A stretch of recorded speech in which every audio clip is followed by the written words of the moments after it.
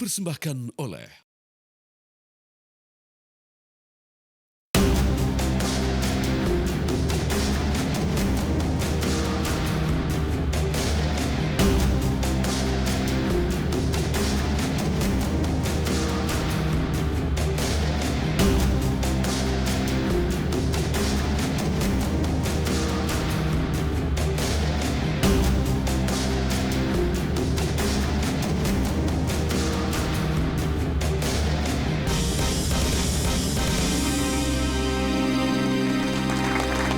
Maksud saya begini, apakah mobil yang saudara minta tadi bilang bayar cicil tadi kredit itu, Siap, pernah Yang tidak Mulia. saudara lihat mobil, fisik mobil itu?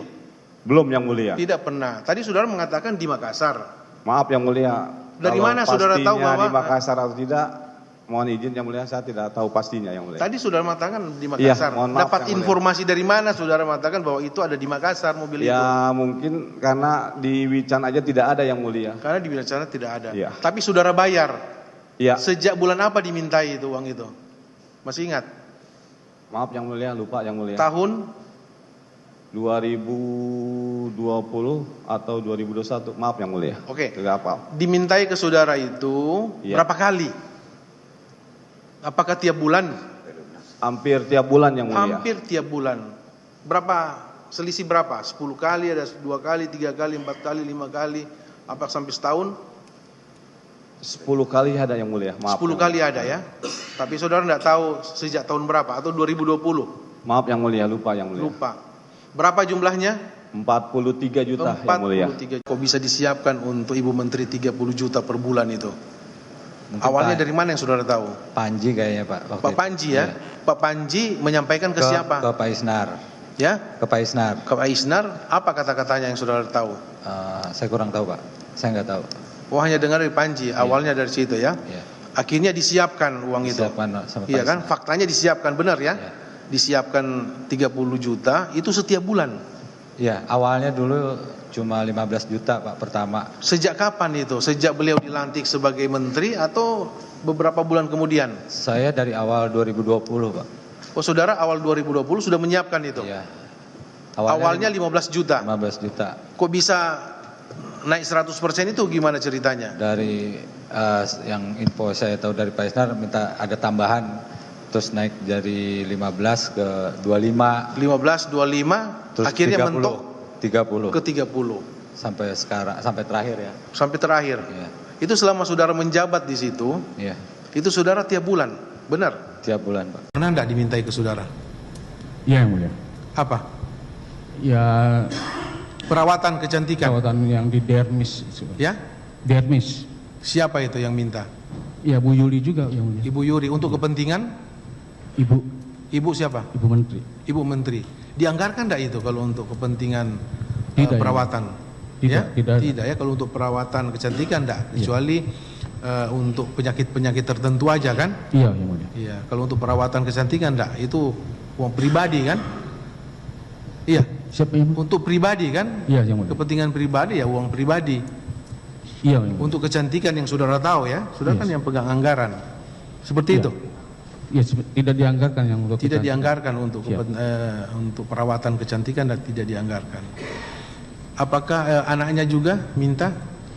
Iya yang mulia. Anaknya juga? Iya. Ibu Tita. Siap yang mulia. Tadi kan saudara yang tidak dianggarkan, tapi saudara tetap keluarkan. Dari mana uang-uang itu saudara ambil? Pinjam ke vendor yang mulia. Sama juga. Apa pernah dengar saya perintah langsung, baik katanya atau apa ceritanya saya perintah langsung dan minta uang, minta dibayarkan, pernah dengar atau seperti itu? Yang Baik, langsung saudara dari saksi saya, berempat. adik, kan ini adik-adik saya nih semua. Pernah dengar? Tidak. Ya. Ya Tuhan, terima kasih. Terima kasih ya Allah. Terima kasih Pak Mulki. Saudara tidak pernah berhubungan dengan terdakwa kan? Tidak Sudah pernah. dijelaskan pada persidangan. Kan berjenjang Pak, nggak mungkin. Bukan masalah mungkin dan tidak mungkin. Ya, tidak pernah Saudara intinya, cerita Pak. Fakta. Apakah saudara pernah tidak dimintai langsung oleh? Tidak pernah. Pernah. Di Konfirmasi mengenai permintaan-permintaan dari Tidak. orang lain itu tidak pernah. Itu cukup. yang Ada kedua lagi? Pak yang mulia, di Kementan penuh player Pak. Kami mendapat penghargaan dari KPK 4 kali Iya, tentang sebentar. korupsi.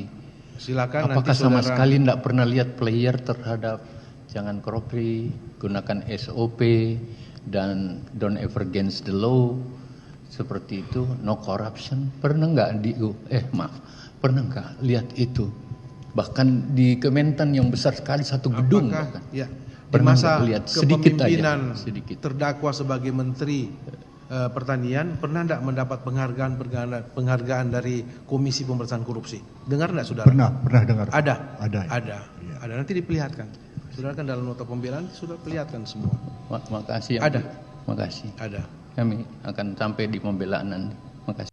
Pemirsa, 3 bulan terakhir ini ada yang menarik dari pengadilan Tipikor, yaitu persidangan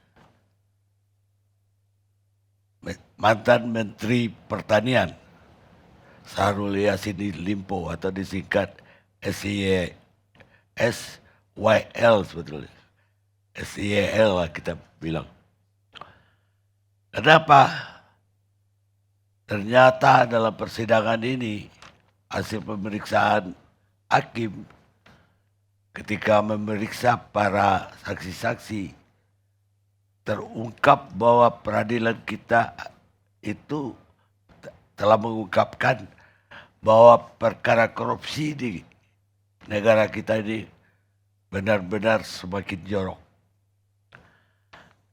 Dalam perkara ini, jaksa bahkan menuduh korupsi itu tidak hanya uang kontan, tapi juga biaya-biaya untuk pejabat kita itu seperti dalam sidang SYL ini, dari ongkos umroh satu keluarga, beli mobil, bahkan perawatan kulit, skincare,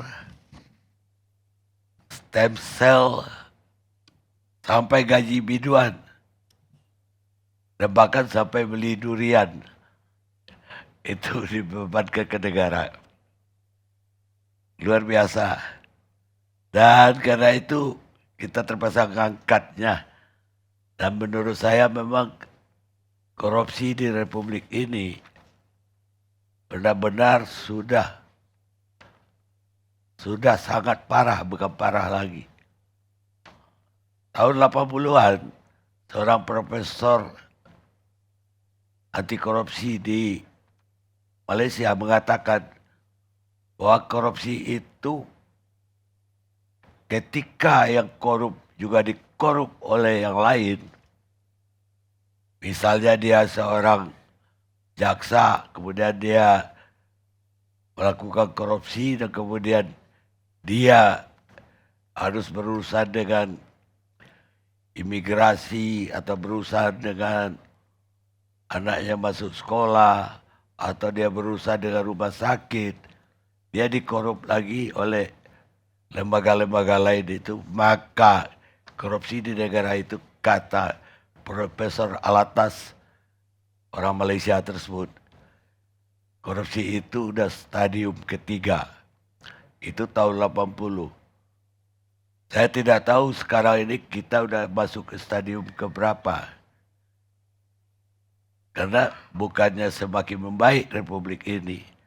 Dan itu juga ditandai dengan indeks korupsi kita yang semakin tinggi angkanya. Dan padahal untuk penyakit stadium keempat itu udah meninggal. Kita jangan-jangan udah stadium kelima, keenam. Karena itu malam ini judul dari diskusi kita, persidangan SYL, korupsi semakin jorok.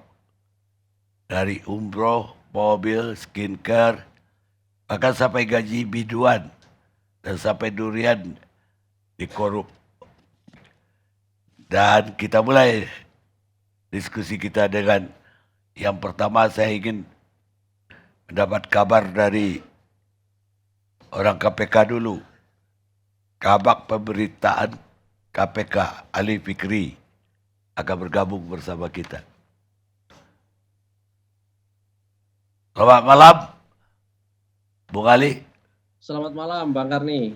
Udah lama nggak muncul. Iya Bang Karni. Ini kasus ini sebenarnya lucu, walaupun serius. Jadi kenapa? Karena sampai Duren pun ternyata dibebankan ke negara. Bahkan gaji biduan dangdut lagi saya dengar. Itu juga dibebankan ke negara. Bukan gaji, tapi honor bulanan lah. Bagaimana terungkapnya kasus ini, Bu Fikri? Ya baik Bang Karni. Tentu ini kan berawal dari laporan masyarakat ya, yang masuk ke KPK pada saat itu sampai kemudian di bulan Oktober 2023 kan KPK mengumumkan secara resmi para pihak yang ditetapkan sebagai tersangka, diantaranya adalah Menteri Pertanian, Pak SYL ini dan kawan-kawan, ada 3 orang ya, Sekjen dan juga 1 direktur. Jadi ada 3 orang yang ditetapkan sebagai tersangka. Untuk sementara ini yang sudah disidangkan memang pasal-pasal yang berkaitan dengan dugaan pemerasannya begitu ya, pemerasan dalam jabatan. Kemudian juga dengan alternatif penerimaan gratifikasi begitu ya. Sekalipun di dalam proses penyidikan kami menemukan banyak fakta, termasuk dalam penggeledahan yang dilakukan tim penyidik KPK saat itu juga menemukan banyak hal, dari mulai misalnya terkait dengan ditemukannya berbagai senjata api di rumah dinas saat itu, termasuk ada uang cash yang lebih dari 40 miliar itu, yang kemudian juga dalam perjalanannya kami menemukan uang cash sekitar 10 miliar di rumah salah satu saksi dengan petunjuk yang sangat jelas bahwa ini ada kaitannya dengan proyek-proyek di Kementerian Pertanian. Tentu fakta-fakta yang muncul di persidangan saat ini yang sudah berjalan 2 bulan merupakan hasil dari penyidikan yang KPK lakukan begitu ya. Dan ada juga fakta-fakta yang muncul di persidangan begitu. Dan selain itu, dari alat bukti yang kemudian KPK temukan dalam proses penyidikan, Pak SYL ini juga telah ditetapkan sebagai tersangka penerimaan gratifikasi dan juga tindak pidana pencucian uang yang perkaranya saat ini dalam proses penyidikan gitu. Jadi karena memang ini sudah cukup lama dari 2020 sampai 2023, tentu kami telusuri lebih jauh dugaan aliran uang, baik dari hasil dugaannya pemerasan dalam jabatan eselon 1 dan eselon 2 di Kementerian Pertanian, juga dugaan penerimaan gratifikasi, serta aliran uang. Aliran uang kami telusuri kemana saja, siapa saja yang turut menikmati dari uang tersebut, termasuk yang telah berubah menjadi aset. Beberapa aset sudah kami lakukan penyitaan dari mulai rumah, kendaraan, dan tentu uang cash yang kami temukan dalam proses penggeledahan. Dan ini terus kami lakukan inventarisasi informasi dan data terkait dengan aset-aset yang diduga dari hasil kejahatan tersangka SYL ini dalam TPPU-nya. Yang kemudian beberapa waktu didakwakan yang diduga menerima 44,5 miliar dari eselon 1 dan eselon 2 itu yang kami temukan dalam bentuk catatan-catatan begitu ya, yang artinya uang itu sudah digunakan.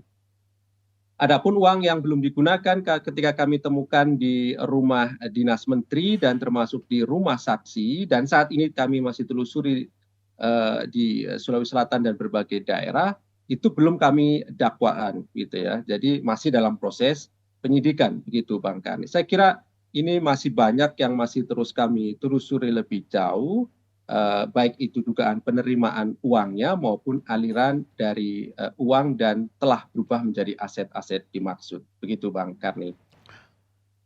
Saya dengar laporan masyarakat itu adalah laporan dari staf-staf atau eselon-eselon yang dibawa Menteri Pertanian. Kabarnya ada puluhan, bahkan ada yang bilang sampai 100 lebih karyawan Departemen Pertanian yang melapor ke KPK. Apa itu benar?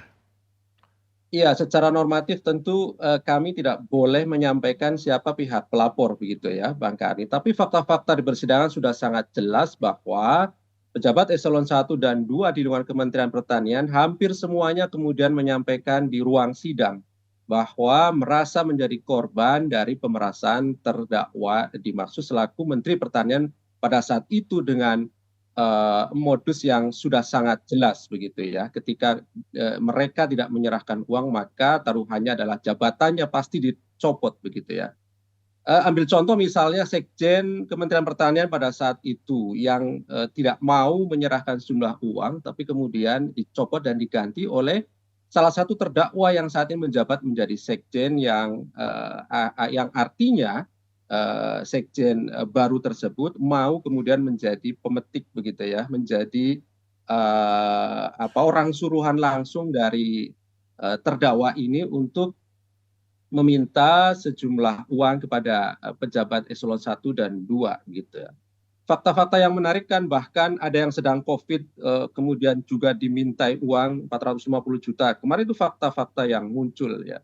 Termasuk juga pejabat-pejabat lainnya yang merasa tertekan dan menjadi korban, yang kemudian mirisnya adalah bahwa akhirnya dengan diperasnya para pejabat ini justru para pejabat-pejabat itu melakukan korupsi baru begitu ya, menggunakan misalnya dana-dana perjalanan fiktif dan lain-lain, termasuk kami kembangkan pada pengadaan barang dan jasanya. Saya kira masih sangat panjang perjalanan perkara ini, Bang Karni, dan terus kami komitmen untuk tuntaskan begitu ya, karena saya kira 3 tahun SEL menjabat ini ternyata luar biasa begitu ya. Itu dari sisi bahwa kemudian dia melakukan pemerasan di lingkungan sendiri gitu ya. Belum kemudian dari proyek-proyeknya misalnya, termasuk juga penerimaan gratifikasi lainnya begitu ya. Ini kan banyak pasal-pasalnya ya. Kalau pemerasan tadi kan terkait dengan jabatan eselon 1 dan 2 yang kalau tidak setor ya copot begitu ya. Itu kan di internal kementeriannya kan begitu ya. Baru kemudian proyek-proyeknya dan penerimaan gratifikasi lainnya begitu. Ini terus kami kembangkan lebih lanjut, Bang Karni. Tapi saya dengar di persidangan beliau itu membantah bahwa beliau yang meminta. Karena konon dari saksi juga mengatakan dia tidak pernah langsung dapat perintah dari terdakwa utama, tapi dari orang lain. Jadi artinya membuktikannya lebih sulit dong. Iya, Bang Karni. Tentu dari 50 saksi saat ini kurang lebih yang sudah dihadirkan oleh jaksa, fakta-faktanya sudah sangat jelas saya kira ya, bahwa kemudian dari keterangan saksi-saksi itu ditambah dengan petunjuk dengan barang bukti catatan-catatan yang ada dan tentu rangkaian petunjuk yang sangat jelas memperlihatkan bahwa ada perbuatan dari terdakwa ini yang sudah sangat jelas. Adapun kalau kemudian bantahan terdakwa ataupun penasihat hukumnya tentu itu hal yang berbeda yang dalam proses persidangan hal biasa begitu ya, yang pada ujungnya memang ya tentu diberi kesempatan yang sama untuk melakukan pembelaan diri nantinya di dalam persidangan sesuai dengan ketentuan hukum acara pidananya begitu ya. Namun sekali lagi bahwa kalau kita ikuti seluruh proses persidangan yang sudah berjalan 2 bulan dan masih 2 bulan ke depan, tentu banyak hal yang menarik nantinya. Ini klaster pemberinya atau orang atau yang korbannya itu kan sudah diperiksa begitu ya. Nah, ke depan adalah klaster untuk aliran dananya. Saya kira aliran dananya ini akan menarik kepada siapa saja dana ini mengalir. Termasuk kemudian dugaan penerimaan gratifikasinya yang melahirkan tindak pidana pencucian uang pada proses penyidikan. Begitu Bang Karni. Ya, tapi kan kalau dilihat dari persidangan, beliau ini tidak melakukan tidak menghilangkan uang negara secara langsung. Tapi dia justru menerima dari para stafnya. Dan dia sendiri tidak langsung pula memerintahkan staf itu nyetor. Artinya ada orang lain lagi yang di luar ini yang melakukan. Apa ini modus unik yang terjadi selama KPK? Saya kira memang penerapan pasal-pasal pemerasan dalam jabatan jarang diterapkan oleh penegak hukum ya, kepolisian ataupun kejaksaan ya. Yang sering memang KPK ya. Pasal-pasal 28 tipologi korupsi lainnya selain pasal 2, pasal 3 KPK sering lakukan. Sehingga memang pasal-pasal ini sama sekali belum menyentuh pada persoalan kerugian keuangan negara ataupun penggunaan uang negara begitu ya. Karena memang ini adalah uang-uang yang diberikan oleh pejabat yang menjadi korban di Kementerian Pertanian, eselon 1 dan 2, yang justru kemudian juga mereka melakukan korupsi lainnya begitu dengan misalnya perjalanan fiktif dan lain-lain. Yang kami maksud adalah klaster berikutnya nanti kami akan kembangkan lebih jauh pada dugaan penggunaan keuangan negara oleh Kementerian Pertanian yang saat itu dipimpin oleh terdakwa ini begitu ya. Dan yang ketiga adalah klaster gratifikasi dan tindak pidana pencucian uang. Jadi memang ada 3 klaster Bang Karni ya yang harus kemudian dipisahkan. Yang sedang disidangkan memang tidak berbicara mengenai keuangan negara, yang nanti berikutnya juga kami dalami pada proses keuangan negara dengan proyek-proyek di Kementerian Pertanian, dan yang ketiga adalah gratifikasi serta tindak pidana pencucian uang begitu.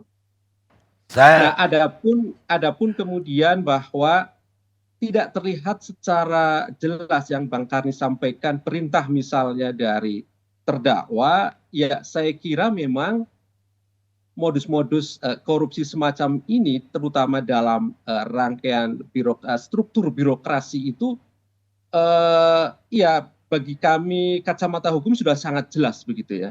Ketika kemudian pucuk pimpinan dalam sebuah kementerian negara yang kemudian menikmati sedemikian banyaknya uang dari bawahan, maka secara struktur birokrasi pasti ada tekanan kan begitu ya.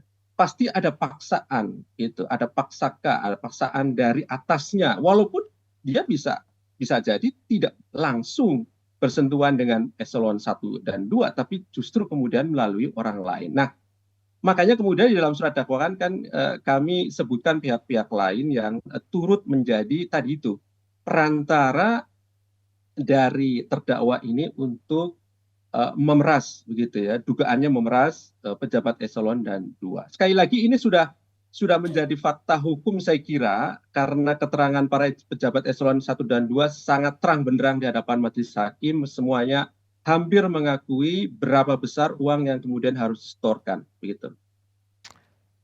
Mas Ali Fikri setuju nggak kalau saya bikin judul korupsi semakin jorok?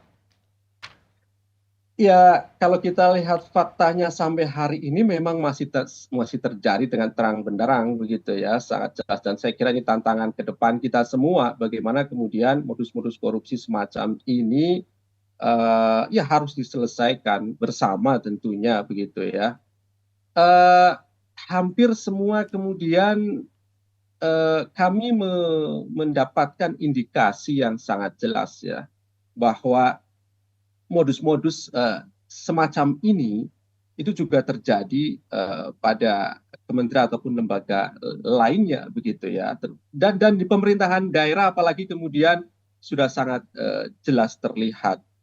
Namun demikian memang tentu asumsi persepsi semacam ini kan dari kacamata kami harus dibuktikan secara hukum. Oleh karena itu disinilah peran serta kita bersama, minimal bagi masyarakat tentu harus berani melaporkan hal-hal semacam ini kepada penegak hukum, utamanya kepada KPK untuk ditindaklanjuti. Seperti halnya di Kementerian Pertanian, tentu konsekuensi dari pelapor di awal tadi Pak Karni sudah sampaikan, sekalipun sekali lagi tentu kami tidak bisa sebutkan siapa pelapornya, tetapi dalam proses persidangan sudah sangat jelas kita bisa membacanya siapa yang menjadi korban dalam perkara ini. Baik, Mas Fikri. Mas Ali Fikri, saya berhenti sejenak dengan Mas Ali Fikri, tapi masih boleh ikutin. Kalau ada yang keberatan dari keterangan narasumber kami yang lain, nanti boleh untuk menginterupsi melalui telepon. Terima kasih Mas Ali Fikri. Sekarang giliran pengacara SEL Pak Abu Bakar Refra.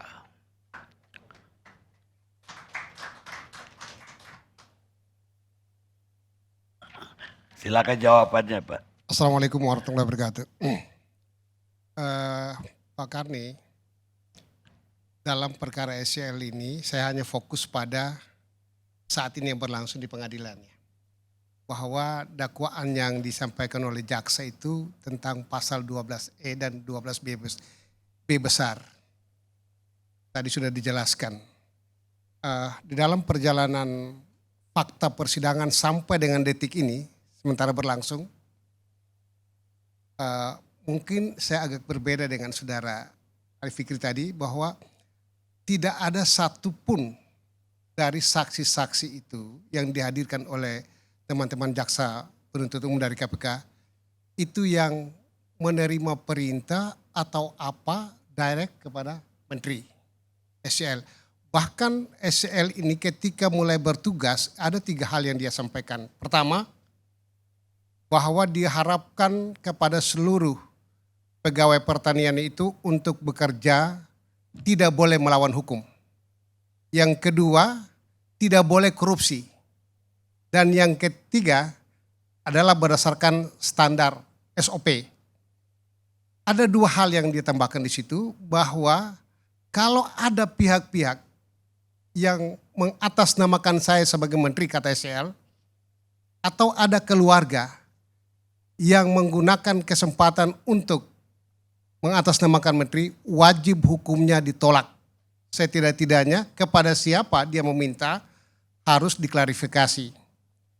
Nah, di dalam fakta persidangan bahwa pejabat-pejabat yang hadir itu sebagai saksi, saya pernah bertanya, terutama pejabat eselon 1, apakah protokoler menghadap menteri itu sulit?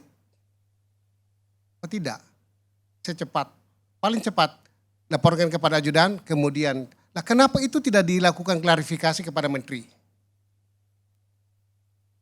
Alasan-alasan yang dikemukakan adalah bahwa orang-orang yang menyampaikan itu dianggap sudah representasi menteri.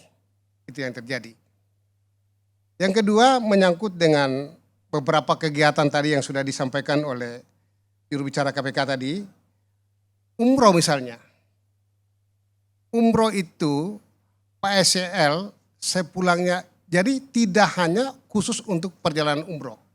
Tetapi memang umroh itu dilakukan dalam sela-sela kunjungan kerja atau perjalanan dinas ke Mekah. Dan itu melibatkan seluruh rombongan, bukan keluarga SCL semata. Keluarga SCL itu ada 6 orang. Nah, fakta persidangan juga menjelaskan bahwa awalnya itu 1,8, nilainya itu fantastis. Nah, bayangkan saja 6 orang tapi nilainya sampai 3,8 miliar. Itu fakta persidangan. Nah, bahkan waktu sepulangnya SCL dari Mekah itu pernah berbicara juga kepada staf itu, kalau ada keluarga saya yang kemarin ikut, biarkan saya selesaikan. Tapi dalam perjalanan waktu sudah terjadi seperti ini. Itu kira-kira. Nah, yang berikut adalah apa yang dibilang bahwa terjadi pemerasan apa dan sebagainya.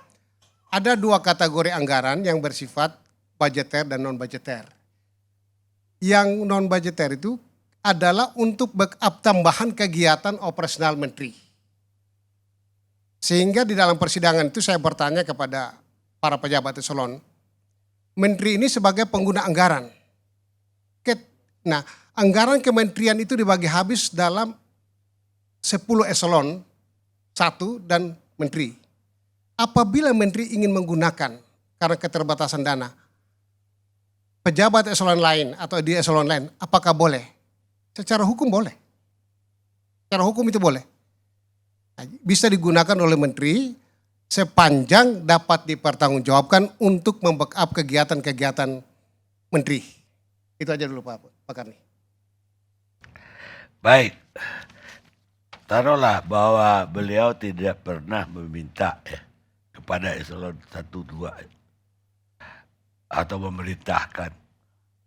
Tapi ketika yang diminta atau yang diberikan oleh para pejabat itu sampai ke keluarganya atau sampai ke dia, ya tentu dia tahu dong bahwa ini dari mana asalnya nih barang. Bahkan ya misalnya ada kakaknya yang digaji 10 juta per bulan di daerah sana oleh Kementan. Ada biduan yang dibayar. Lah, dia tahu dong bahwa ada biduan yang dikasih gaji bulanan. Menyangkut dengan biaya artis itu sesungguhnya adalah kegiatan Kementan. Itu adalah kegiatan Kementan yang mungkin sudah diperiksa juga oleh KPK ya. Kemudian terkait dengan pemberian-pemberian kepada keluarga, SCL sama sekali tidak mengetahui itu. Nanti peristiwa terjadinya penegakan hukum ini baru beliau tahu. Jadi istrinya pun tidak pernah lapor ke dia dong.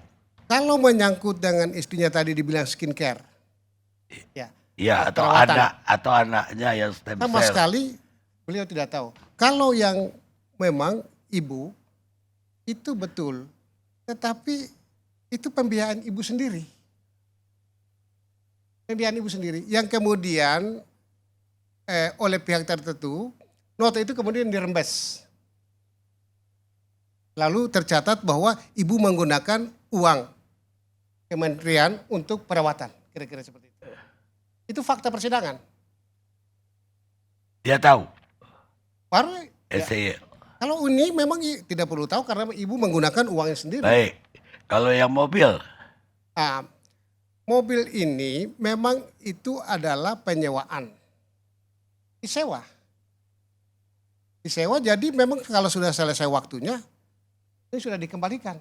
Tetapi karena pegawai yang mencatat yang bertanggung jawab untuk pembiayaan mobil ini dalam catatannya itu jelas mengatakan bahwa penyewaan mobil bukan pembelian atas nama siapa-siapa. Ya kalau penyewaan dikembalikan pada waktunya dong. Memang sampai mobil ini sampai saat ini kita tidak tahu apakah sudah kembali, tapi informasi bahwa sudah selesai. Baik, saya ingin dengar sekarang dari peneliti ICW Kurnia Ramadana. Iya, terima kasih Bang Karni. Selamat malam, Assalamualaikum warahmatullahi wabarakatuh. Waalaikumsalam.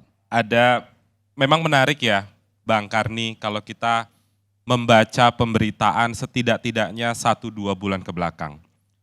Ketika membaca berita, membaca dakwaan, menonton video-video persidangan, saya sekilas berpikir, apakah ini proses persidangan dengan lokasi di Kementerian Pertanian atau Kerajaan Pertanian? Ini yang sedang didakwa ini, menteri sebagai penyelenggara negara atau raja atau sultan. Karena berdasarkan, jadi Bang Karni, supaya pemirsa ILC juga memahami, dakwaan, kalau dibaca dakwaan KPK itu tidak detail sebenarnya. Jadi dakwaan itu sangat umum, keperluan keluarga, keperluan pribadi dan lain sebagainya, semuanya didetailkan dalam fakta persidangan.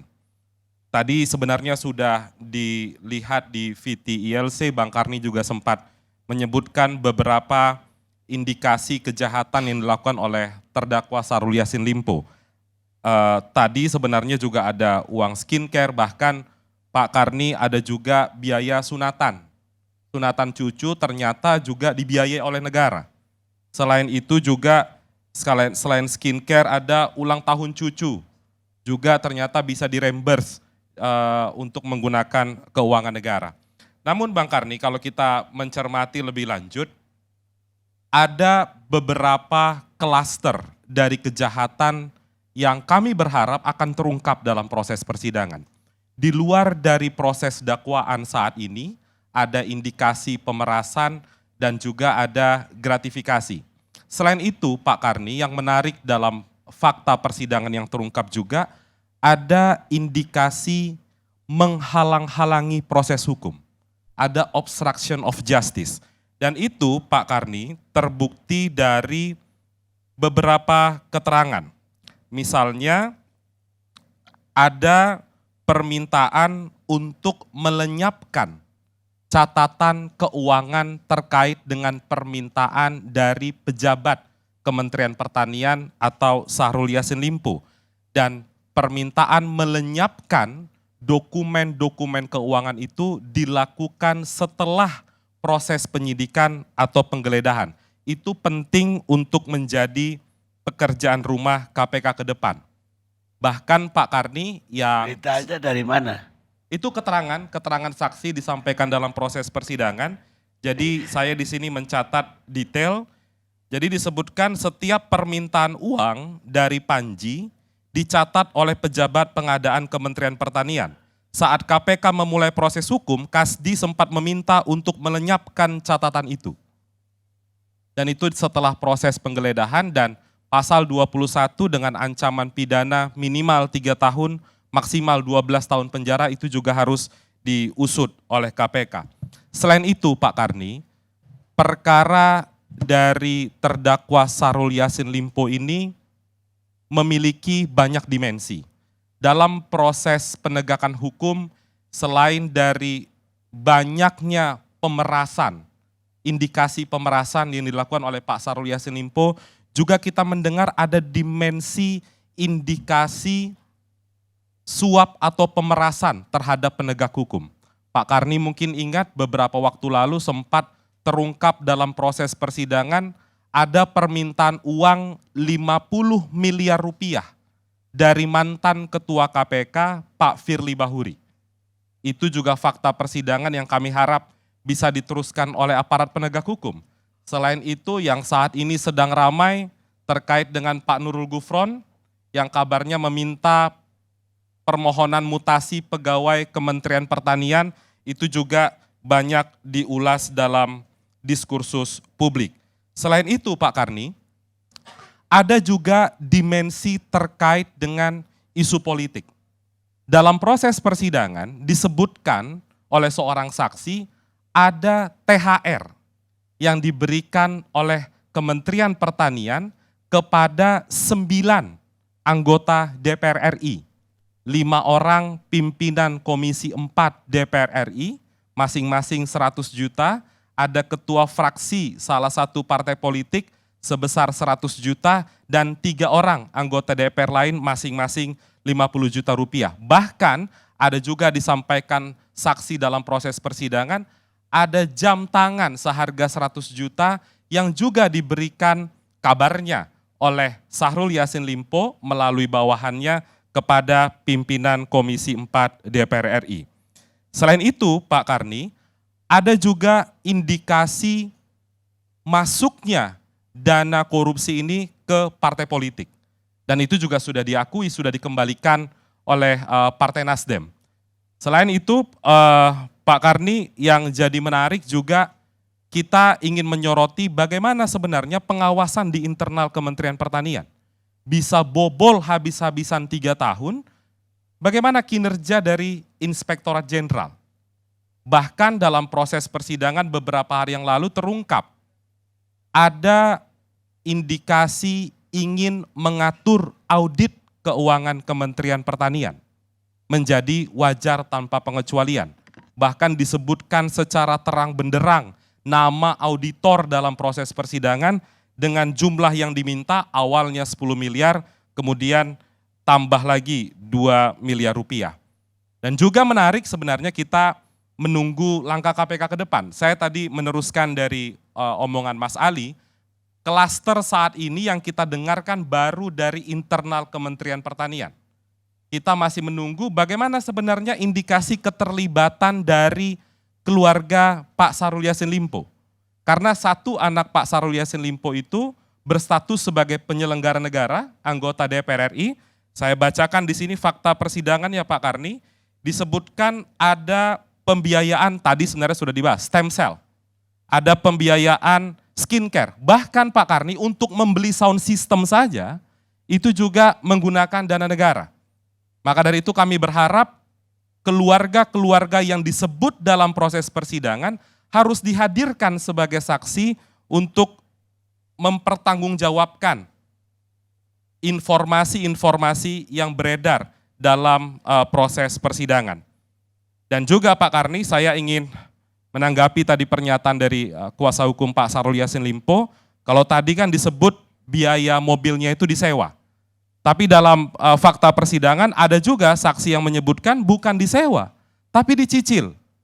Nah itu bagaimana logika keuangan negara bisa membenarkan pembiayaan pencicilan mobil.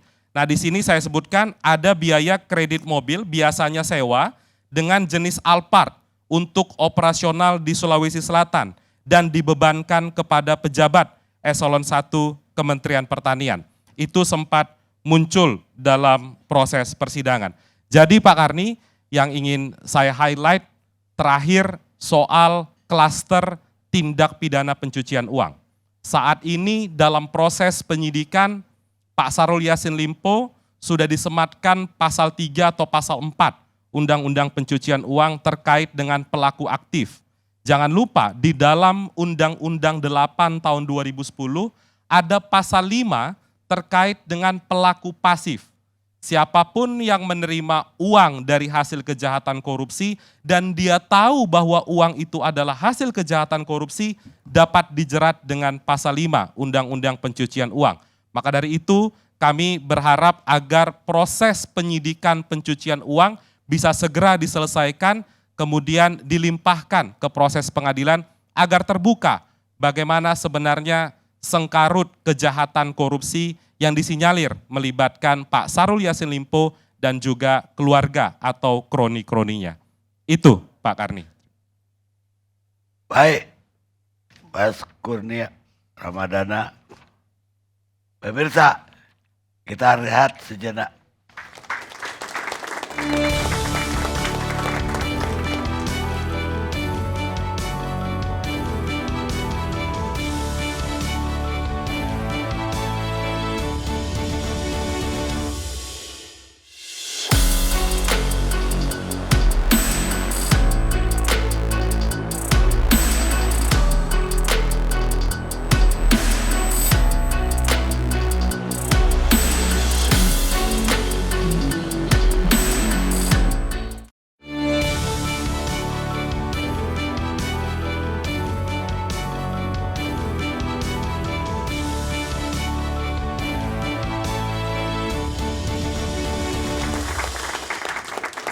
Pemirsa, kita lanjutkan diskusi kita.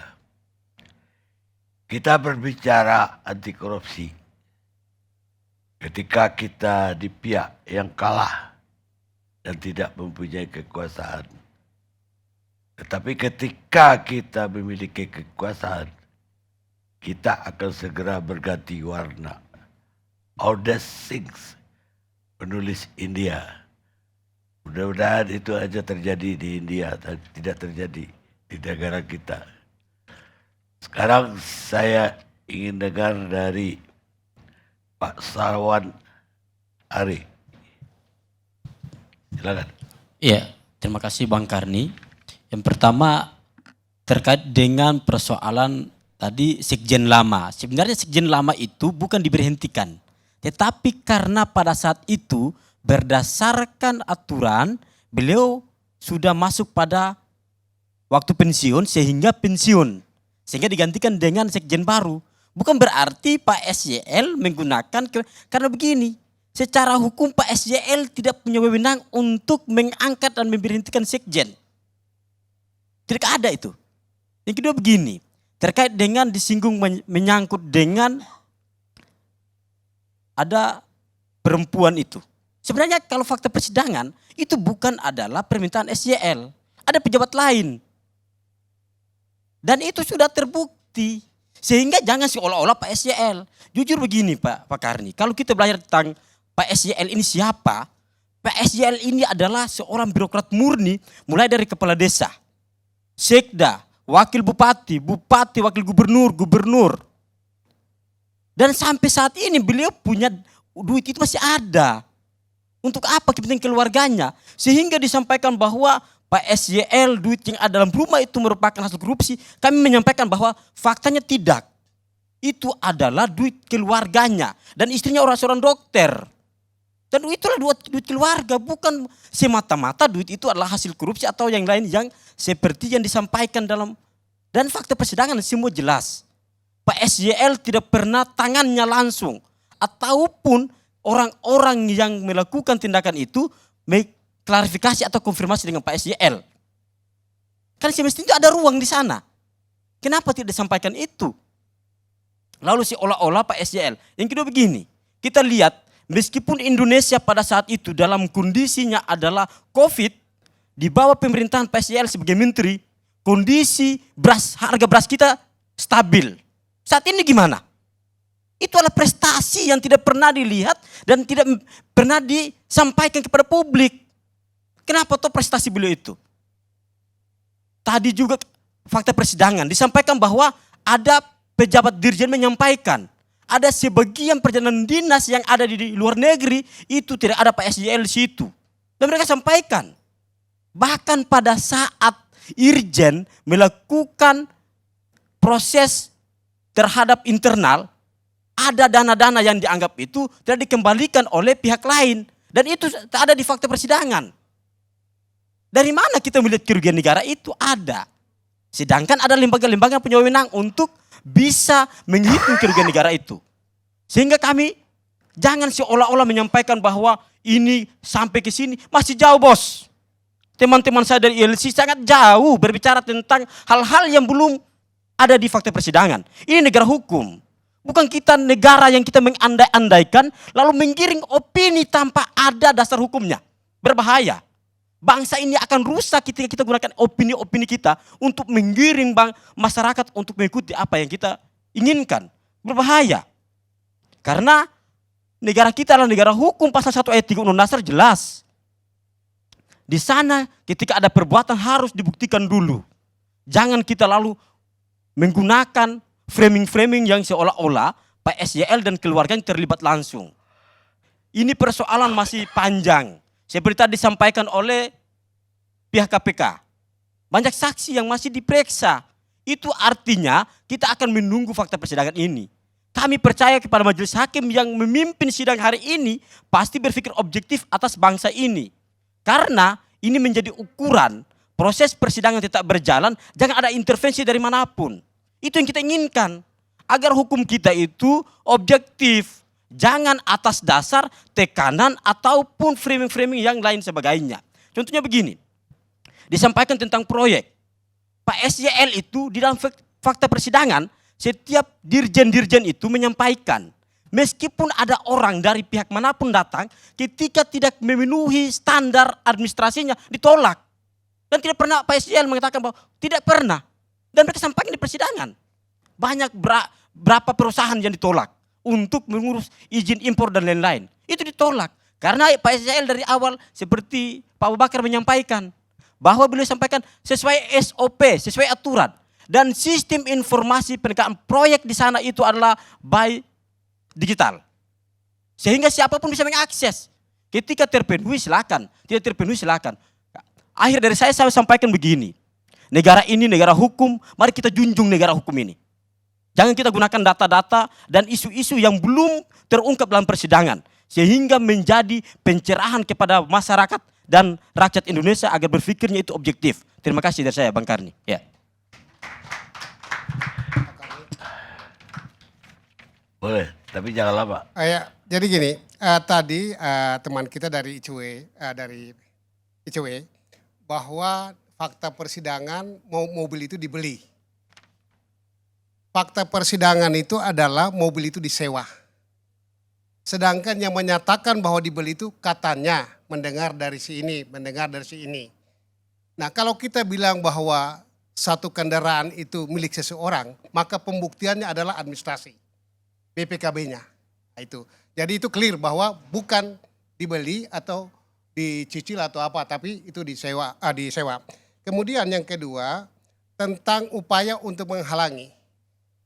Itu pernyataan itu datang dari ajudannya SYL. Dan dia mencabut pernyataan itu dalam persidangan. Jadi tidak ada sama sekali upaya untuk menghalangi. Lalu ada hal lain adalah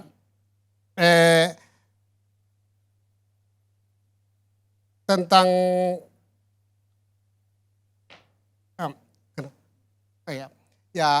semua yang dituduhkan, saya ambil contoh ya, katakanlah kita semua tahu Duren. Duren sampai harganya 46 juta. Sementara SCL itu tidak makan Duren. Dan Duren itu katanya diantar ke pos. Dapat dibayangkan kalau Duren 46 juta harganya berapa trek itu Pak? Ya kalau itu musaking gitu ya mahal. Iya. Tapi ya tidak dijelaskan Duren kategori yang mana lebih banyak, yang mana yang sedikit. Ya kalau saya aja makan musaking apalagi menteri. Iya. Iya.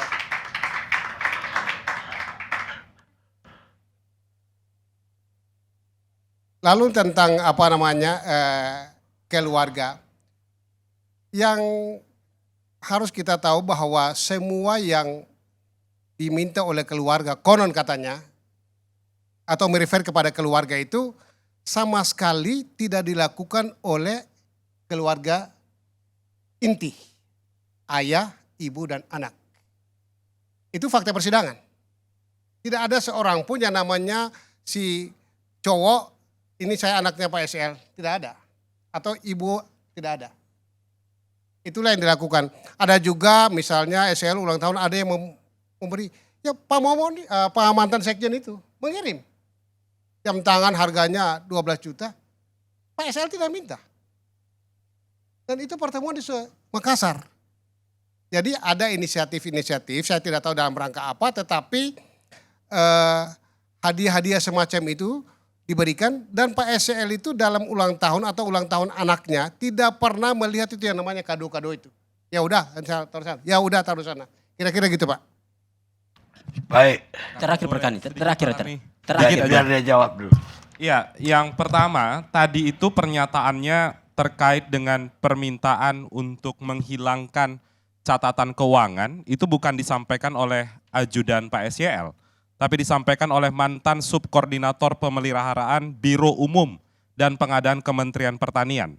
Itu, jadi bukan dari pernyataan ajudan Pak SYL, satu. Kemudian yang kedua, terkait tadi tidak ada keluarga Pak SYL. Saya ingin mengklarifikasi sebenarnya. Dalam fakta persidangan disebutkan anak Pak Syahrul Yassin Limpo namanya Kemal Redindo pernah mengancam ex-Kabiro Umum Kementerian Pertanian Maman Suherman karena tidak meloloskan proyek di Sekjen Kementerian Pertanian. Kemal adalah PNS dan yang mengerjakan proyek adalah rekan dari Kemal. Benar bahwa semua ini belum terverifikasi. Karena akan terverifikasi ketika ada putusan yang berkekuatan hukum tetap. Akan tetapi keterangan-keterangan yang disampaikan oleh saksi tersebut mesti dipandang sebagai fakta persidangan yang sampai saat ini sudah atau sedang berlangsung. Maka dari itu penting ditelisik lebih lanjut dan diperkuat bukti-bukti yang lain. Saksi dalam kitab Undang-Undang Hukum Acara Pidana menyampaikan keterangan di bawah sumpah.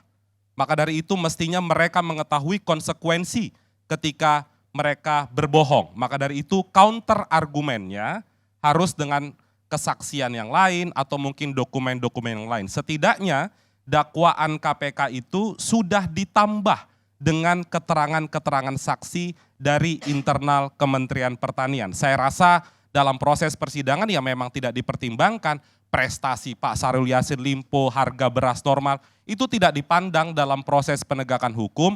Ini kan proses penegakan hukum terkait dengan indikasi pemerasan, gratifikasi, bukan lomba-lomba prestasi antar Menteri Pertanian. Itu Pak Karni. Pak Karni, tentang pergantian ya, Kepala Biro Umum itu.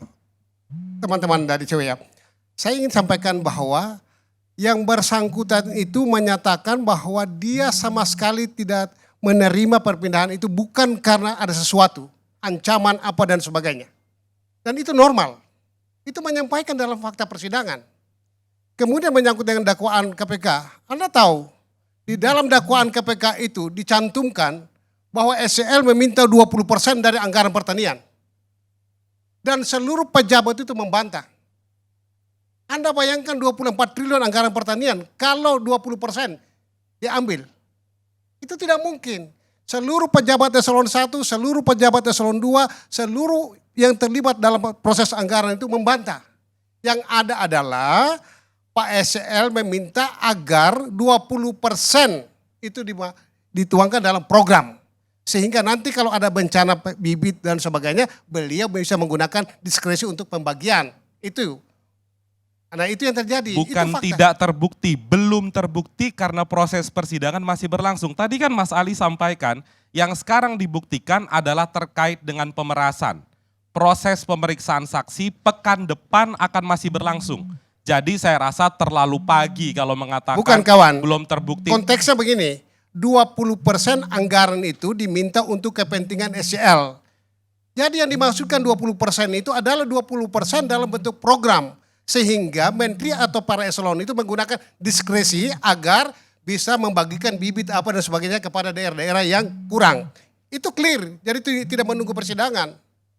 Nah gitu loh, itu 20%, itu clear itu. Tapi pada dasarnya memang proses persidangan masih berlangsung, proses pemeriksaan saksi masih berlangsung. Jadi saya rasa tidak bisa juga kita mendahului proses persidangan dengan mengatakan clear untuk yang 20%. Clear untuk 20%. Karena nyamuk dari Kementerian Pertanian pun itu membantah. Baik, saya kira cukup. Sekarang tadi ada yang mau tambah. Ya, saya tambah tadi disinggung terkait dengan apakah pada saat proses duit diberikan kepada PSCL. PSCL itu bertanya begini kepada Pak Sekjen waktu itu. Duit ini gimana? Aman, sudah dipertanggungjawabkan untuk kegiatan-kegiatan yang menyangkut dengan kedinasan. Itu loh.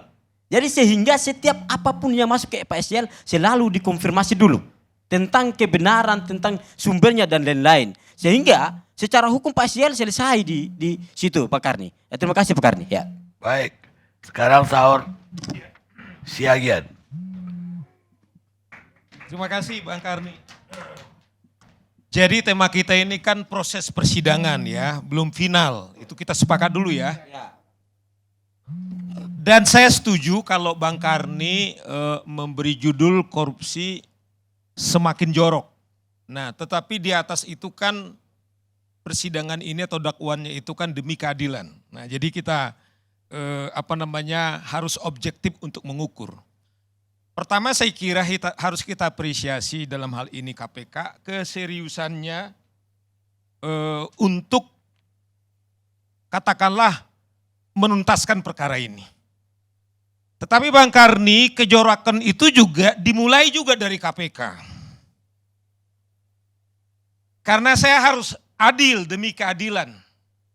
Kasus Yassin Limpo tidak bisa kita kemudian lupakan bahwa saudara Firly Bahuri kemudian ditetapkan sebagai tersangka adalah kasus ini. Kalau saya ditanya Bang Karni, mana yang lebih jahat? Yassin Limpo kah atau Firly? Firly Bahuri. Karena dia diberi mandat untuk memberantas korupsi Bang Karni. Tetapi ketika bicara proses ini terungkap di pengadilan bahwa ketua KPK meminta 50 miliar dan sah bahwa dia tetapkan tersangka, bahkan Bang dia sudah melakukan pra-peradilan tetapi pra-peradilannya ditolak, tetapi sampai sekarang Firly Bahuri belum diseret ke pengadilan. Bang Karni nggak bisa dilepaskan antara Yassin Limpo dengan Firly Bahuri. Ada 70 juga Bang Karni, kenapa kotor? Baru-baru ini 70 juga karyawan daripada KPK dipecat. Saya ini termasuk 10 tahun ya Bang Kurnia menjaga KPK ini. Tetapi memang harus kita katakan jujur Bang Karni. Bahwa kejorokan itu kalau tadi Bang Karni mengatakan stadium berapa? Stadium 5 Bang Karni. Mati. Udah mati ada sedikit lagi gitu loh kan. Tiba-tiba Gufron misalnya sudah mau diputus etiknya Kur. Tiba-tiba Dewasnya bilang kami tunggu dulu petun gitu loh. Lah orang dia soal etik yang disidangkan kalau di sana adalah mungkin soal hukumnya, tetapi Dewas juga tidak bernyali apa-apa. Jadi oleh karena inilah yang sekarang ini kita lihat bangsa kita Bang Karni.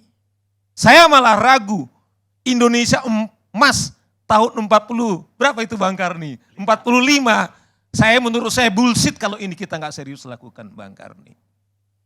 Oleh karena itu Bang Karni, kalau ini demi keadilan dalam konteks proses peradilan, betul memang. Kawan-kawan boleh membantah, dan itu memang kerjaanmu sebagai lawyer, ya. Tetapi kejorokan itu betul, ya. Ini kan dalam proses, kita sepakat ya. Ya kita sepakat ini berproses, ada umroh di korupsi, ada yang tadi itu. Dan ini semoga, oleh karena itu kita minta juga KPK. Karena salah satu juga yang selama ini keluarga, apalagi money laundering, memang tidak fair. Kurnia tadi sudah bilang, ada juga pelaku money laundering itu yang pasif. Saya kira KPK juga harus serius menindak. Sehingga keluarga kasus SYL ini tidak lagi terjadi, istrinya ikut, anaknya ikut, cucunya ikut. Saya minta juga KPK supaya mereka masih hidup, ini harus menuntaskan kalau emang cukup bukti. Sehingga ada efek jerahnya Bang Karni. Jadi jangan sampai hasil-hasil haram itu, kasihan kan, anak-anak itu tidak bersalah, kalau emang tidak bersalah. Tetapi sebaliknya kalau memang mereka menikmati supaya ada efek jeratnya. Ini juga harus segera juga dijerat Bang Karni. Tidak sekedar dipanggil sebagai saksi, tetapi mereka juga sehingga nanti ke depan tidak lagi terjadi seperti ini. Yang berikutnya tadi Kurnia sudah mengatakan, dugaan BPK juga meminta uang 12 miliar Bang Karni. Artinya tidak boleh juga KPK berhenti di sini, harus juga diusut ini Bang Karni. Tadi ketua komisinya, karena kadang-kadang mereka ini juga kita sudah berikan mereka gaji yang cukup, ya Pak Sekjen Nasdem yang dulu kan.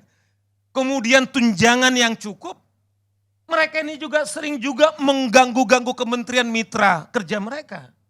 Oleh karena itu tidak bisa kita limpahkan semua ini kepada SYL, tetapi semua yang menikmati, termasuk juga teman-teman di DPR, ini juga harus dijerat sehingga betul-betul adil. Tidak semuanya kepada sampah. Nah termasuk ini loh Bang Karni. Kepentingan kita saya kira ALC malam ini, kalaupun kita bicara soal Pak SYL, bukan kebencian kita kepada Pak SYL, saya tahu itu. Tapi ada visinya Bang Karni melalui ALC-nya ini. Yang tadi dibilang apakah kita masih stadium penyakit kita soal korupsi ini apakah 3, yang saya bilang 5. Mungkin ini menyangkut ke depan. Nah saya tadi diskusi soal menteri, memang aneh Bang Karni. Gaji menteri ini hanya 19 juta normal Bang Karni. Ya, kemudian tunjangannya itu 150 juta. Nah, ini kita terbuka aja nih, Kur. Sementara kalau kita lifestyle mereka ini punya ajudan, punya ini. Bang Karni rasanya jangan-jangan apa yang terjadi kepada Pak SYL ini, mungkin juga semua menteri-menteri, ya mungkin saja ya saya bilang, dari penggajian, adalah melakukan seperti ini Bang Karni. Coba 19 juta. Pak 19 juta kan gaji menteri. Tunjangannya Bang Karni 150 juta. 100 ya? Nah, saya dengar 150, oke. Hanya 100. Nah, coba bayangkan yang 100 ini sementara dia orang partai, ya kan, yang mungkin tumpukan amplop, berjibun-jibun, kata sekjen ini, berjibun-jibun. Dari mana membiayai ini Bang Karni? Oleh karena ini kalau ini kita tidak robah, itu yang saya bilang, jangan-jangan apa yang terjadi di Kementerian Pertanian juga terjadi di kementerian yang lain. Maksud saya begini loh teman-teman, termasuk orang partai. Sebelum Anda berambisi menjadi menteri, lu mau cari apa gitu, lu minta maaf ini. Kalau kami jadi lawyer ini bisa sama-sama Gur. Ya kan, coba kalau cuman gaji 19 juta, tunjangan 100 juta. Nah kira-kira seperti apa gayanya, kantornya begitu luas, ajudannya seperti ini. Nah dugaan saya kalau ini tidak diperbaiki, dugaan saya puncak gunung es Bang Karni. Nah oleh karena itu kita himbau melalui ALC ini, kalau ada sahwat politiknya kemudian menjadi menteri, coba Anda berpikir ulang. Apalagi kita dengar presiden mau membuat 40 pos kementerian. Nah kalau ditambah pos 40 kementerian Bang Karni dengan tema kita hari ini, kemungkinan kita tega kepada bangsa ini. Tega bahwa orang begitu berambisi menjadi menteri, jangan-jangan dia nggak tahu bahwa dia sebenarnya hanya gajinya 19 juta, tetapi sekalian sangat akan rentan untuk dia jadi koruptor.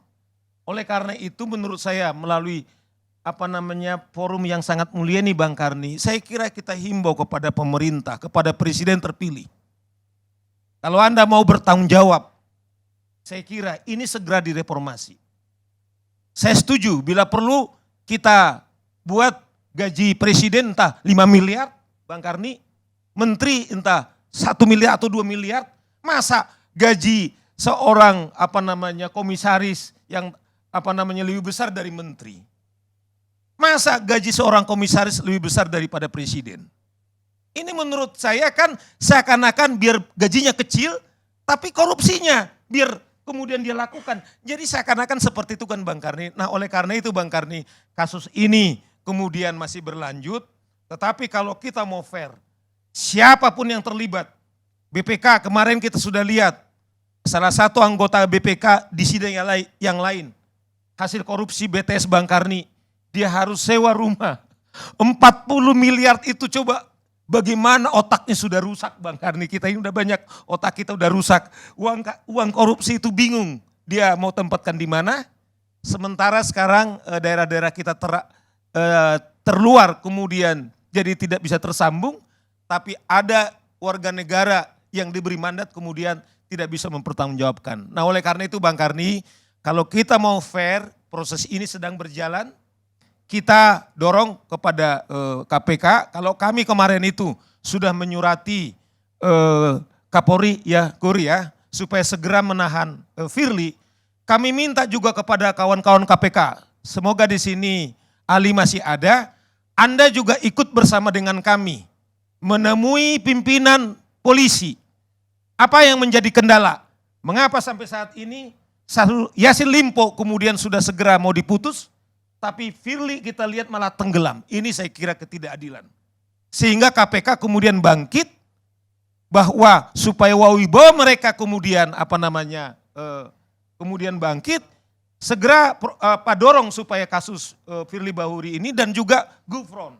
Jangan kemudian kita juga intervensi sehingga KPK yang mati kemudian bisa hidup lagi Bang Karni. Sehingga korupsi kita kalaupun joroknya kurang Bang Karni. Terima kasih Bang Karni. Pemirsa, di mana ada kekuasaan, uang, dan ketamakan, di situ akan selalu ada korupsi. Ken Poitron, penulis Amerika. Kita rehat sejenak.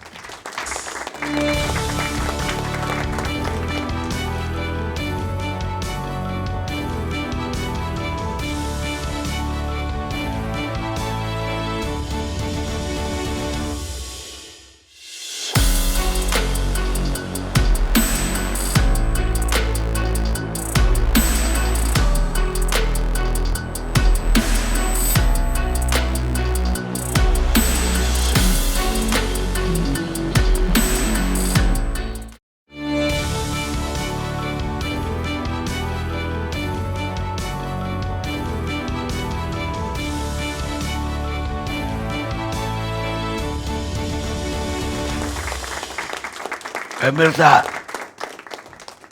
kita lanjutkan diskusi kita. Tadi di ending saya mengatakan di mana ada kekuasaan, uang, dan ketamakan, maka akan selalu ada korupsi. Itu sebetulnya untuk menjawab Bung Sahor tadi yang mengusulkan gaji digedein. Gak menjamin gaji digedein orang tidak akan korupsi. Seringkali ada lembaga-lembaga negara yang gajinya ditingkatkan berapa kali lipat, tetap aja ada korupsi di sana. Kita lanjutkan diskusi kita. Sekarang Patrick Rio Capella, mantan politisi Nasdem. Ya, gini Bang Karni. Saya melihat bahwa dalam persoalan SCL ini, itu tidak bisa hanya kita timpakan semuanya kepada SCL. Jadi mungkin kalau siapapun ada pada posisi itu, mungkin akan mengalami hal yang sama. Karena memang di hulunya ada persoalan tadi disampaikan oleh Bang Saur. Soal 19 juta dan sebagainya. Walaupun 19 juta itu tidak menjadi ukuran bahwa orang tidak akan korupsi. Tapi paling tidak itu kebiasaan misalnya kalau jadi menteri itu orang-orang akan menganggap bahwa menteri itu banyak uang dan kemudian itu akan banyak proposal mungkin hampir 1 meter yang numpuk dan meminta sumbangan kepada Pak Menteri. Nah itu kadang-kadang menteri meminta bantuan, saya nggak ngomong SL tapi meminta bantuan kepada teman-teman dirjen untuk mengatasi itu, ya itu satu hal. Nah yang kemudian yang kedua, memang keadilan yang terburuk itu adalah keadilan yang pura-pura. Kenapa saya mengatakan keadilan yang pura-pura? Ya bagaimana kalau misalnya SCL dituduh 44,5 miliar, sedangkan yang memeras dia 50 miliar. Dan sampai sekarang juga belum diapa-apain misalnya, yang disebut tadi Firly Ketua KPK ya. Di tubuh KPK sendiri banyak persoalan juga. Yang harus fair juga, kalau memang mau adil, ya dari dirinya sendiri juga harus adil dulu. Satu hal. Nah kemudian kita lihat bahwa ada persoalan-persoalan yang kemudian berkembang di dalam fakta persidangan ya. Ada soal mengalir ke salah satu partai misalnya ke Nasdem, kemudian Nasdem mengembalikan 840 juta. Nah saya kemudian bicara kepada Bendahara Umum Nasdem sebelum ke sini menanyakan gimana cerita sebenarnya 840 juta itu. Itu memang SCL menyumbang dalam sebuah kegiatan partai dan kemudian partai menerima dan tidak tahu asalnya dari mana ya. Dan kemudian itu dikembalikan gitu. Nah kita tidak tahu fakta setelah ini apakah ada yang lain, saya tidak tahu. Tapi kita melihat bahwa kita cukup prihatin dengan kondisi di Kementan ini yang memang saya rasa paling babak belur ya hari ini. Babak belurnya bukan hanya karena faktor di Kementan tapi ada cerita-cerita awal sebelumnya yang diperas dan sebagainya. KPK memeras SCL itu sebuah hal yang baru kejadian di persoalan di kementerian ini. Dan menurut saya sih memang gini, ada adagium mengatakan bahwa semakin tinggi kekuasaan seseorang maka semakin sedikit hukum yang mengaturnya. Ya, yang diatur itu biasanya hukum itu pada anak buah. Seperti mengatakan bahwa harus mengikuti SOP, tidak boleh korupsi, itu kepada anak buah. Gitu. Ya, kepada atasan kan nggak mungkin yang ngomong untuk dirinya sendiri, tapi paling tidak kepada bawahan. Nah tapi kan kemudian itu tetap terjadi, ya seperti yang kita lihat hari ini. Dan menurut saya sih memang ke depan itu sistemnya juga harus diperbaiki ya. Tidak boleh misalnya gaji seorang komod itu hampir ada yang 400-500 juta, kemudian akhir tahun mereka bisa menerima 5 miliar, sedangkan menteri 19 juta, kemudian 150 juta, 100 itu yang tidak dipertanggungjawabkan, 50-nya harus dipertanggungjawabkan. Karena untuk mengawal proyek-proyek itu dibayar sendiri oleh kementerian, oleh menterinya gitu. Nah menurut saya sih ini juga harus diperbaiki. Gaji presiden kalau nggak salah sampai sekarang masih 60 juta. Jadi nggak masuk akal kalau gaji komisaris lebih besar daripada gaji seorang presiden. Harusnya gaji presiden lebih besar daripada itu ya. Sebagai kepala negara dia harus besar dari segala-galanya. Karena dia bertanggung jawab tidak hanya kepada salah satu sektor misalnya BUMN.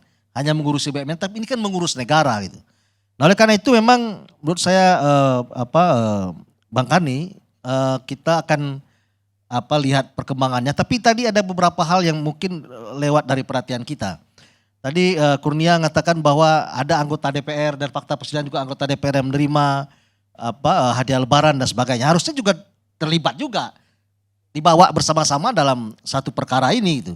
Sehingga adilnya itu bukan hanya kepada SYL tetapi kepada semua penikmat ya, semua yang menerima aliran itu harusnya dibawa ke dalam persidangan ini bersama-sama ya. Jadi tidak bisa kemudian itu kita lepaskan begitu saja. Mungkin gitu Bang Karni.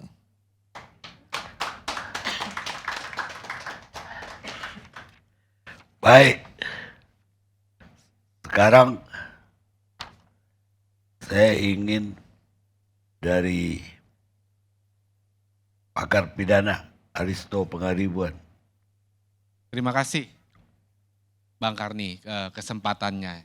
Jadi saya berbicara terakhir ini enak ya karena saya bisa merangkum apa yang sudah dibicarakan dan saya akan menempatkannya dalam konteks yang lebih besar ya. Jadi pertama saya ingin propose bahwa apa yang kita diskusikan ini ya, tadi topik ILC malam ini kenapa korupsi semakin jorok ini, tadi Bang Rio juga mengatakan ada persoalan di hulu ya, kemudian Bang Saur juga ya persoalan di hulu soal gaji ya, karena mungkin Bang Saur kan sekarang komisaris udah lebih tinggi dari menteri gajinya Bang Kardi. Begini, tadi Mas Kurnia itu sudah memulai dengan statement yang sangat menarik ya, dia bilang ini kerajaan pertanian atau departemen pertanian, karena tingkah pola SYL ya, setidaknya dalam persidangan kita lihat ada bukti-bukti yang mengarah bahwa perilakunya seperti raja. Tapi Mas Kurnia tidak semua raja seperti itu, mungkin ada raja yang bijaksana. Tapi begini, saya ingin menyederhanakannya ya. Jadi itu menarik, kenapa? Karena proposal saya, hipotesa saya adalah hulunya ini terjadi karena kultur birokrasi yang namanya patronase, patron dan klien. Apa maksudnya patron dan klien? Jadi patron ini, tadi Mas Kurnia mungkin istilahnya raja, jadi raja, ya. Kemudian kliennya ini adalah bawahannya, jadi raja ini mengontrol akses dan resources kepada bawahannya. Nah kontrolnya itu di perkara ini kita lihat misalnya akses proyek-proyek, akses penempatan jabatan-jabatan strategis. Tadi Bang Kardi selalu mengatakan kekuasaan korup, kekuasaan menjadi uang.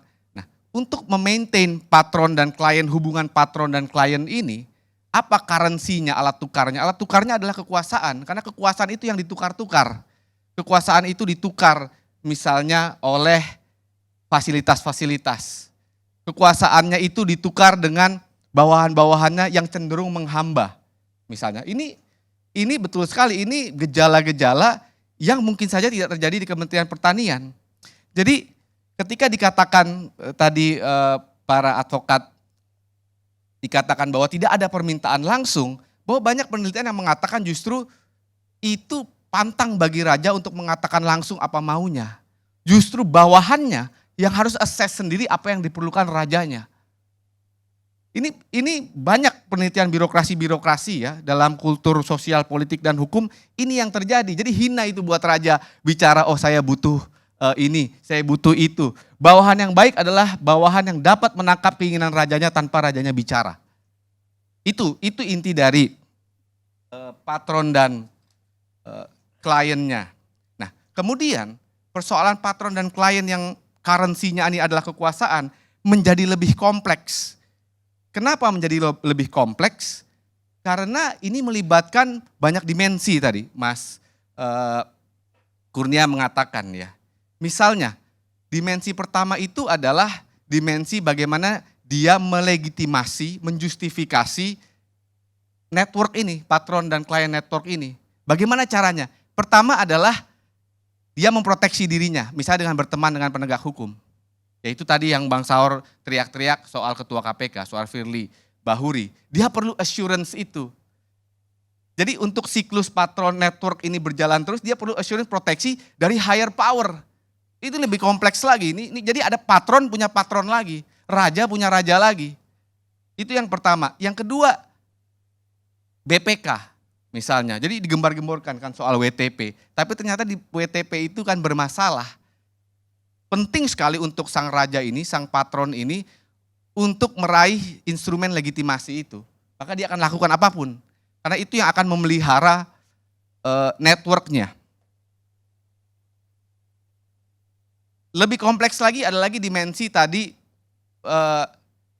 SCL ini profilingnya dia adalah seorang politisi ya, yang mulai dari bawah, dari daerah tadi katanya ya. Nah, artinya ada kemungkinan besar ada internalisasi nilai di sini. Bahwa untuk survive di dalam birokrasi semacam ini, ya begitu caranya tadi. Dia harus memaintain network ini, ya, dia harus mempunyai uang yang banyak, karena banyak juga klien yang harus dia pelihara. Jadi ini timbal balik, bukan hanya klien yang memelihara patron, tapi patron memelihara klien. Biaya maintaining peliharaannya ini ya ada maintenance cost-nya. Maintenance cost-nya itu dari mana? Ya tadi dari jubir KPK mengatakan bisa jadi anak buahnya terpaksa dia extract money dari illegal activities, dari aktivitas-aktivitas illegal. Jadi ini siklus ya, ini siklus yang sangat kompleks. Yang saya duga, bukan hanya saya duga ya, banyak penelitian ya di birokrasi-birokrasi di Indonesia. Ini tinggal Google aja secara sederhana tentang pattern client Indonesian bureaucracy. Kebanyakan yang menulis orang asing ya. Karena menarik nih buat orang asing nih. Ini adalah persoalan birokrasi yang korup. Ya, ini sebenarnya untuk saya hulunya ya. Dan SYL ya sebagai aktornya di sini, tadi dia sudah dari bawah meniti karir bawah dan dia juga seorang politisi. Kemungkinan besar ya, koreksi saya Bang Rio yang lebih berpengalaman ya. Kemungkinan besar dia tahu ya begitulah cara survive. Cara survive di dalam birokrasi, makanya dia bisa menapaki anak tangga. Dan saya duga nggak cuma SYL tadi betul, ini nggak cuma SYL yang mempraktekkan birokrasi ya, yang terindikasi mempraktekkan birokrasi seperti ini. Banyak sekali saya rasa karena kultur ini sudah sangat mengakar. Kultur ini sudah sangat mengakar, orang-orang para peneliti mengatakan kultur ini tuh gabungan antara warisan kolonialisme yang menghamba, kemudian warisan diktatorship Orde Baru dan Orde Lama yang masih terus dipelihara. Sementara reformasi hanya menjangkau aspek-aspek normatif seperti TAP MPR tentang kehidupan yang bebas KKN, tetapi tidak menyentuh praktek birokrasi yang ada di core-nya, ada di hulunya itu. Apa di hulunya itu? Clientelism, ya, patron dan klien. Jadi hipotesa ini tentang patron dan klien, ya, refleksinya adalah dakwaan itu pemerasan 12B dan 12E sebenarnya secara sederhana. Mungkin saja, tadi saya agak setuju tadi ya, mungkin saja bukan hanya SCL yang mempraktekkan ini, ya, dan SCL ini hanya bagian daripada network yang besar ini, karena ada higher power yang lain, ada lower power yang lain, cuman sekarang yang sedang disorot, yang sedang diadili adalah network yang ini. Nanti kita lihat apakah network ini akan meluas atau tidak, karena ada indikasi bahwa networknya jauh lebih besar daripada apa yang terjadi sekarang. Demikian Bang Karni, analisa saya. Baik, pemirsa.